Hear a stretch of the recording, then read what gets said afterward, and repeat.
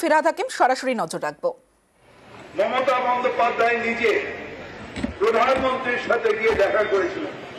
প্রধানমন্ত্রী বলেছিলেন, হ্যাঁ, অফিসারে কথা বলে আপনাদের যে সমস্যা আছে এর সমাধান। সমস্যা কিছু নেই। আপনি যে স্যাংশনটা দিয়েছেন 100 দিনের, যে গরিব মানুষগুলো কাজ করেছে সেই টাকাটা আপনি দিয়ে দিন, এটাই আমাদের কাছে সমস্যা। তার জন্য আপনার আপলোড করা রয়েছে, কত মানুষ কাজ করেছে কত মানুষ কাজ করেনি আপলোড করা আছে। তাদের ডাইরেক্টলি টাকাটা দিয়ে দিলে তাদের অ্যাকাউন্টে যাবে। পশ্চিমবঙ্গ সরকারের অ্যাকাউন্টে সেই টাকা আসবে না, সেই টাকা ডাইরেক্টলি যাবে। যেরকম আবাসনের টাকা আপনি যেগুলো স্যাংশন দিয়েছিলেন, তারা বাড়িগুলো ভেঙে দিয়ে সেইখানে তারা ভিতটা তৈরি করে দিয়েছে নিজেদের টাকায়, তারপর তারা জিআইএসএ লোড করে দিয়েছে। আপনি ছবিতে দেখছেন যে গরিব মানুষের বাড়িগুলো ভেঙে গেছে, অর্ধেক অবস্থায় হয়ে পড়ে আছে, তার উপরে এখন কালো প্লাস্টিক দিয়ে তারা এই শীতের মধ্যে রয়েছে। এই টাকাগুলো আপনার পিতৃকুলের টাকা নয়। এই টাকাগুলো আমাদের যারা পশ্চিমবঙ্গের মানুষ, আমাদের জিএসটি দেওয়া টাকা, আমাদের ইনকাম ট্যাক্সের দেওয়া টাকা, আমাদের এক্সাইজের দেওয়া টাকা, আমাদের এখান থেকে যে টাকা নিয়ে যান তার একটা অংশ এই স্কিমগুলো আপনি দেবেন। এটাই সেন্ট্রাল গভর্নমেন্টের কর্তব্য। সেই টাকাটুকু আমরা চাইছি।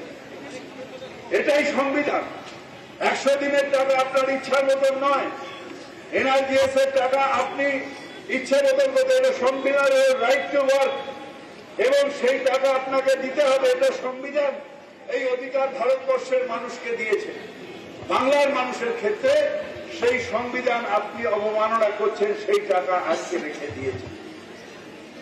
এইটা আমাদের এই আন্দোলন করতে হবে, তার কারণ আমরা গণতন্ত্রে বিশ্বাস করি। যদিও বিজেপি গণতন্ত্রে বিশ্বাস করে না।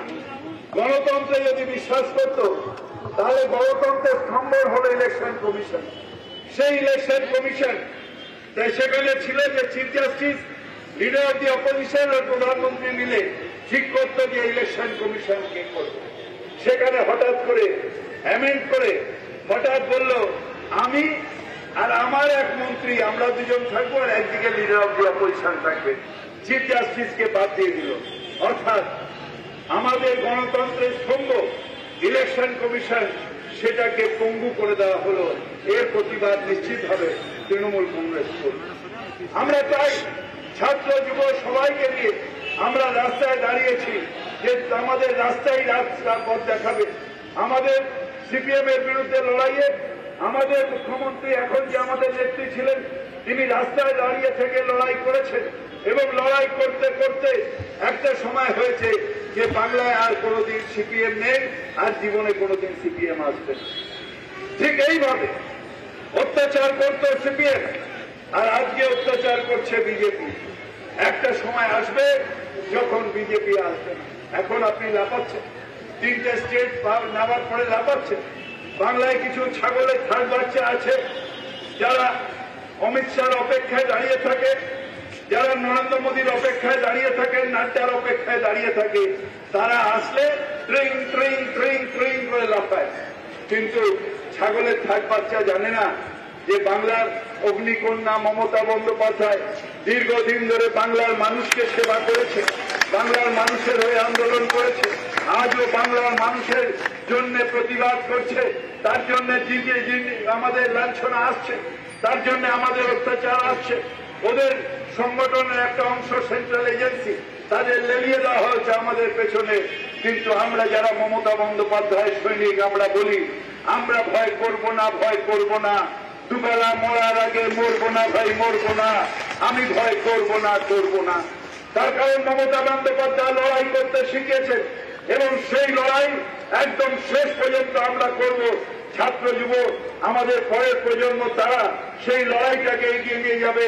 আর আমরা লড়াই করতে করতে বলবো, মমতা বন্দ্যোপাধ্যায় এগিয়ে চলো, আমরা তোমার সাথে আছি, আমরা তোমার সাথে আছি, আমরা তোমার সাথে আছি।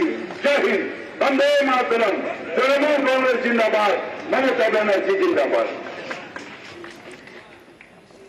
হাজরায় তৃণমূলের সভা, যে সভা তৃণমূলের প্রতিবাদ মিছিল শেষের সভা, যে সভায় বক্তব্য রাখছিলেন মন্ত্রী ফিরহাদ হাকিম। অন্যদিকে উত্তরবঙ্গ রওনা মুখ্যমন্ত্রী মমতা বন্দ্যোপাধ্যায়ের কাল থেকে একাধিক কর্মসূচি রয়েছে। অন্যদিকে রাহুলের ন্যায় যাত্রা। 7 দিন সময় দিয়েছেন, তারপর